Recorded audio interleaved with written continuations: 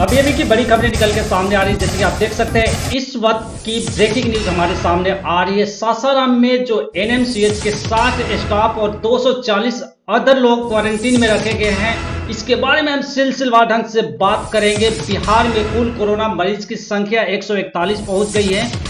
इस वक्त की बड़ी खबर है और मैं आपको बता दूं कि मेरे साथ अभी लाइव एनएमसीएच हॉस्पिटल से बने हुए हैं डॉक्टर पुनीत जी, उसी जगह पर जॉब करते हैं। उनसे हम समझने की कोशिश करेंगे कि एक्चुअली क्या है, कैसे है, ये तमाम पहलुओं पर हम सिलसिलेवार ढंग से बात करेंगे। और सासाराम के आसपास जो इस वीडियो को देख रहे हैं इस चैनल के माध्यम से, उनका सुझाव हमारे लिए बहुत इंपॉर्टेंट होगा। डॉक्टर पुनीत जी, पहले तो स्वागत है, आप एसटीजी न्यूज चैनल पर आप आए और अपनी बात आप रख रहे हैं, इसके लिए आपका बहुत बहुत स्वागत है।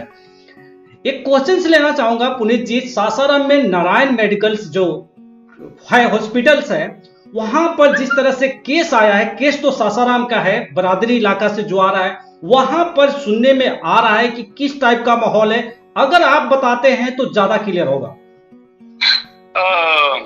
पहले तो आपको धन्यवाद, आपने जानकारी लेने के लिए मुझे संपर्क किया। कोई माहौल वहां पे जो है खराब नहीं है। सभी डॉक्टर, सभी स्टाफ और एडमिनिस्ट्रेशन जो जरूर प्रक्रिया है सैनिटाइजेशन और सारा करने के बाद अपना काम सुचारू रूप से कर रहे हैं। काम में कोई बाधा नहीं है।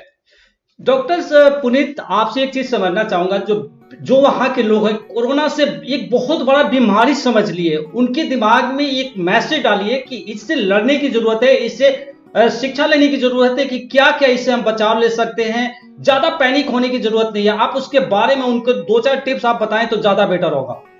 मैं बहुत ही छोटे 2-4 पॉइंट में बताता हूँ। निश्चित तौर पे अभी एक इन्फ्लुएंजा है जो निमोनिया कर रहा है और लोगों की मोर्टिलिटी हाई है। क्योंकि यह नई बीमारी है, नया वायरस है, इसलिए परेशानी हो रही है।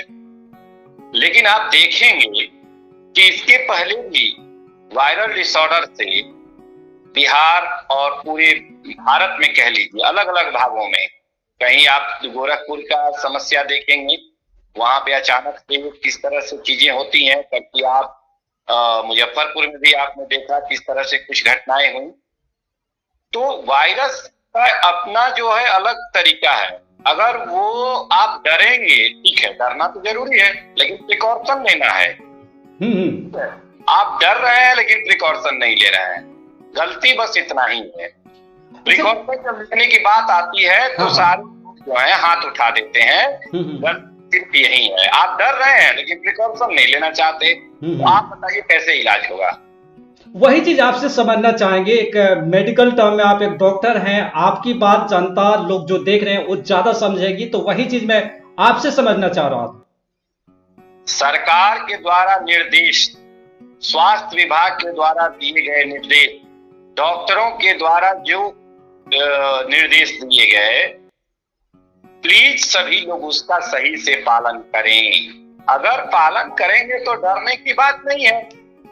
अगर डर, लोग सब कह रहे हैं कि मैं डर रहा हूं, तो जब डर रहे हैं तो फिर सब निर्देशों का आप उल्लंघन क्यों कर रहे हैं? वही क्वेश्चन डॉक्टर पुनीत आपसे पूछना चाहूंगा कि आप उसी जगह पे काम करते हैं जहां पे जो शाहजहां बेगम जो बरादरी इलाके से आती हैं, आपके स्टाफ भी इसमें 60 लोग संक्रमित पाए गए हैं, 240 जो हमारे पास सूत्रों के हवाले से खबर आ रही है, अदर लोग इसको क्वारंटाइन रखा गया है।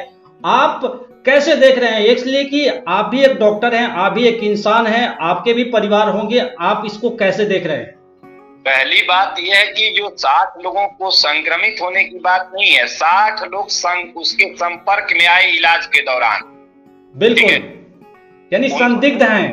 उसकी देखभाल करने के क्रम में doctor, nurse, staff, paramedical staff, sweeper, यहाँ तक कि हमारे सुपरिंटेंडेंट और जनरल मैनेजर, ये संपर्क की संभावना है क्योंकि वो वहां आते जाते रहे हैं। तो अगर ये कोई भी रोगी है, कि देखिए यह सामाजिक छुआछूत की बीमारी नहीं है, तो आप किसी भी आदमी को अगर कोई भी बात है प्राइमा फेसी अगर आप संपर्क करके अपनी इलाज करा लें, जांच करा लें, तो इससे डरने की क्या बात है।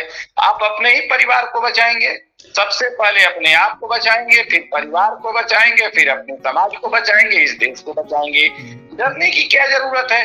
डॉक्टर पुनीत, आपसे समझना चाहूंगा, क्या आप वहां जॉब करने जाएंगे? इसलिए कि जनता देखती है, कहती है कि कहना तो टीवी पर आकर बोलना बहुत आसान होता है। क्या आप जॉब करना जाएंगे? इसलिए कि वहां पर जिस तरह से 60 लोग संदिग्ध हैं, यानी उनके कांटेक्ट में आए हैं, अभी वो पॉजिटिव है नेगेटिव, ये बात की बात है।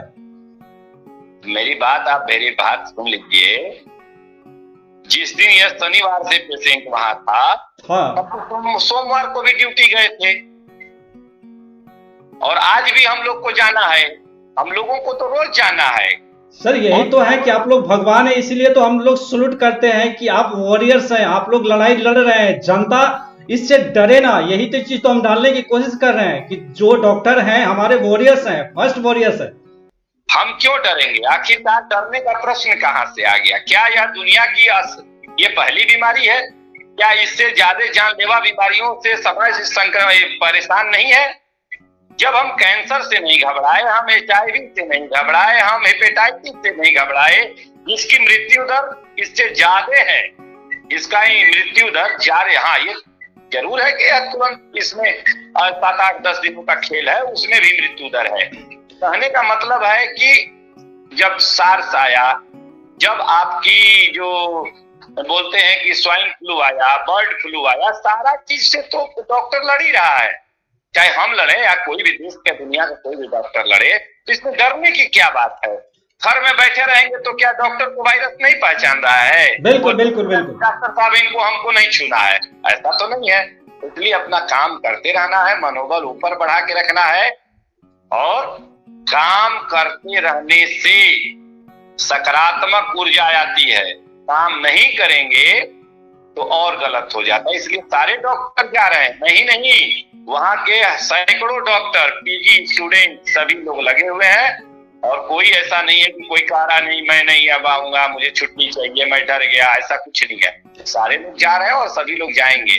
हम लोग रोज ड्यूटी जाते हैं। अच्छा डॉक्टर पुनीत, एक और बात समझना चाहूंगा कि जगह के साथ अब देखने में ये आ रहा है कि वायरस अपना रूप रंग भी बदल रहा है, जैसे कि एसिस्टमेटिक केसेस जो आ रहे हैं उसका कोई पहचान नहीं है, इसको आप कैसे देख रहे हैं?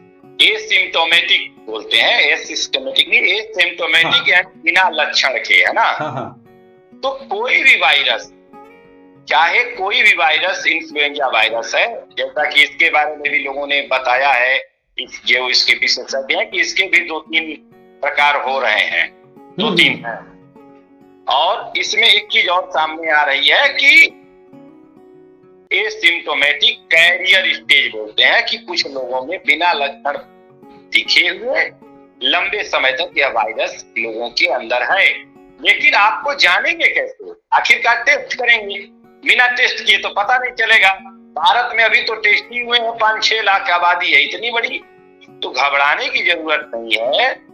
एसिम्प्टोमेटिक पेशेंट में अगर वायरस है तो वो एक अलग विषय है, उसको उतने लार्ज स्केल पे जब उसकी स्क्रीनिंग होगी, उसकी जांच होगी, कौन लोग हैं नहीं है, तब ये चीजें पता चलेंगे।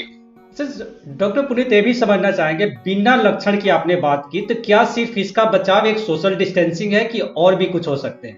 सोशल डिस्टेंसिंग तो है ही है, लेकिन अपने रोज के जीवन जीने के क्रम में आप हमेशा केयरफुल रहें। मैं एक छोटी सी बात बताता हूं आपको कि हम लोग के अंदर पहले की तरह टाइफाइड बीमारी का हम कैरियर हैं, हम लोग अन्य बीमारी के भी कैरियर हैं।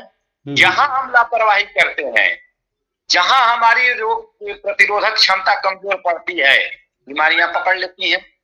तो जिस तरह से अन्य बीमारियों से हम लड़ते हुए अपने मानव जीवन को जी रहे हैं, वैसे इससे भी लड़ने की जरूरत है।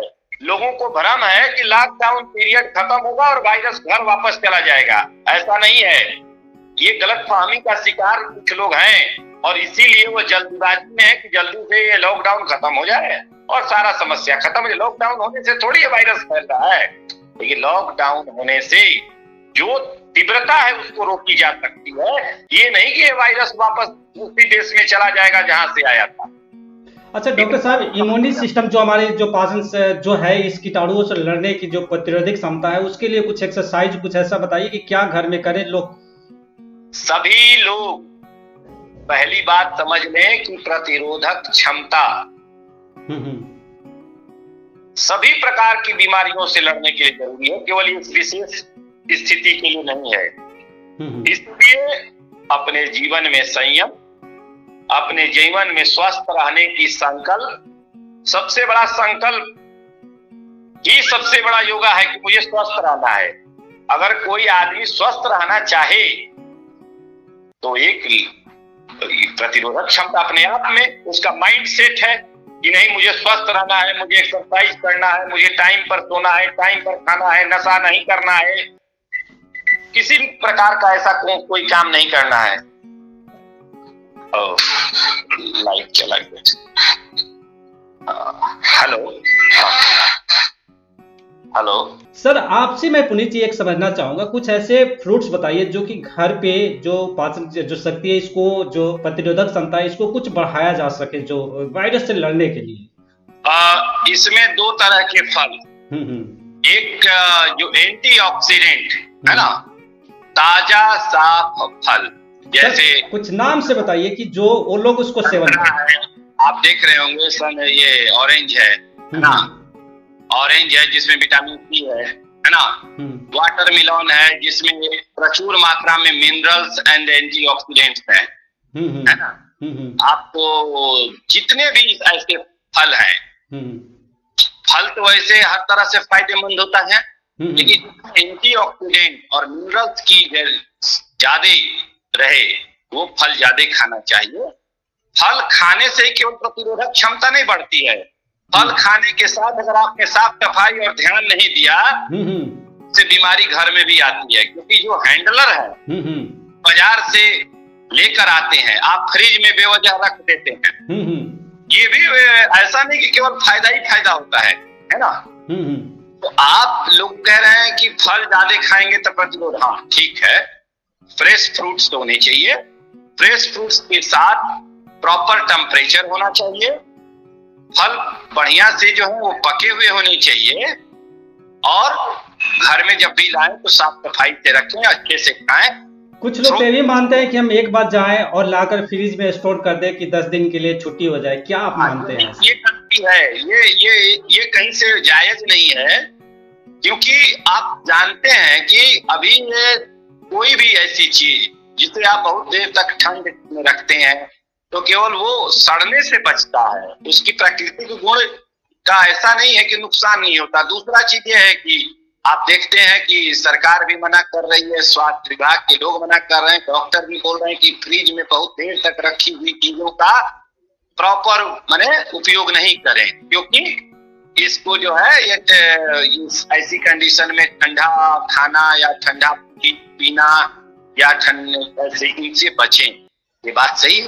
अच्छा डॉक्टर पुनीत, एक और क्वेश्चन लूंगा कि आप रैपिडेक्स जो किट आई है उसको आप कैसे देख रहे हैं कि जो अभी इंडिया ने इसको बॉयकॉट कर रहा है, आईसीएमआर ने इसको अभी मना किया है, आपसे मैं समझना चाहूंगा कि आप इसको कैसे देख रहे हैं? देखिए दो विषय है। एक है कि यह जो रैपिड टेस्ट किट आए हैं वो सही है। दूसरा प्रश्न है कि क्या हम इसको सही तरीके से यूज कर रहे हैं कि नहीं। आईसीएमआर ने कहा है कि आप 2 दिन रुक जाइए, हम फील्ड में जाकर इसका टेस्ट करते हैं अपने स्तर से, ठीक है। हो सकता है कि आईसीएमआर के अलावा जिन लोगों के हाथ में किट दिया गया, हो सकता है कि हैंडलिंग ठीक से नहीं हो रही हो। दूसरा चीज हो सकता है कि किट ही खराब हो। तो ये तो आईसीएमआर ही बता पाएगा, इसमें किसी हम लोग जैसे कोई भी चिकित्सक के बताने का और इवन की जो उसके लोग हैं सब लोग नहीं बता पाएंगे। हाँ ये जरूर है कि परेशानी तो हुई है, स्क्रीनिंग में हमारे विलम्ब हो रही है, और एक वैल्यूएबल एसेट 5 लाख किट जो है ये नुकसान अगर होता है रैपिड टेस्ट, तो हमारे पास जो इम्पोर्टेंट टाइम है, जो हमारे पास समय बचने के लिए उसमें विलम्ब होगा। अच्छा, यानी अब कह रहे हैं कि अभी घबराने की जरूरत नहीं है। आईसीएमआर का अभी रिपोर्ट अभी जो आ रही है, 2 दिन वेट एंड वॉच करें। चलिए इसका अगला क्वेश्चन लेता हूं सर। एक बहुत बड़ी खबर आ रही है चाइना से कि 70 दिन बाद, यानी जो कोरोना पेशेंट था वो ठीक होकर घर भी चला गया, 70 दिन बाद फिर से वापस हो गया। सर ये एक बहुत बड़ी चैलेंज है, ये तो बहुत, आप इसको कैसे देख रहे हैं? ये आपको मैं छोटी सी बात बता रहा हूं। यह एक ऐसा वायरस है जिसे इन्फ्लुएंजा वायरस की तरह है, ठीक है। जैसे साल में कई बार सर्दी खांसी बुखार लोगों को होता है, ठीक है। जब तक इसे कोई हर्ड इम्यूनिटी, हमारे प्रतिरोधक तंत्र में जो हमारी इम्यून सिस्टम है उसमें जब तक इसके लिए कोई विशेष जो एंटीबॉडी डेवलप जब तक नहीं होगा, हर्ड इम्यूनिटी नहीं डेवलप होगी, तो बार बार होगा। अब बार बार होगा तो ये किसी एक वायरस के साथ नहीं है, बहुत से वायरस के साथ होता है कि लॉन्ग टर्म में सिम्टोमेटिक रहता है, हर 2-4 महीने में सर्दी खांसी बुखार होता है, जिसे आप देखते हैं सीजनल वेरिएशन के साथ। तो ये वायरस चूंकि अभी ये पहली बार ही सामने दुनिया के आया है, तो इसका बिहेवियर कैसा होगा, इसके और क्या लक्षण होंगे, इस पे भी चर्चा हो रही है कि अब अलग तरह के लक्षण मिल रहे हैं। तो इसका तो अभी स्टडी पीरियड भी 1 साल नहीं हुआ, मात्र 4 महीने में इसके बिहेवियर के, इसके जो आपको मोर्टिलिटी रेट की, ये सारी चीजों का अध्ययन अभी तो बाकी है। अभी कहाँ संभव है कि सारी चीजों को 3 महीने में ही कंफर्म कर लिया जाए कि आगे चल के कैसे व्यवहार करेगा। डॉक्टर पुनीत जी, आपने बहुत अच्छे तरीके से लोगों को बताया। हमारे चैनल के माध्यम से लोग इसको जरूर फॉलो करेंगे जो आपने कहा है, और हम भी फॉलो करेंगे, इसलिए हम भी इंसान हैं। आप हमारे चैनल पर आए, इसके लिए बहुत बहुत धन्यवाद आपका। प्रणाम।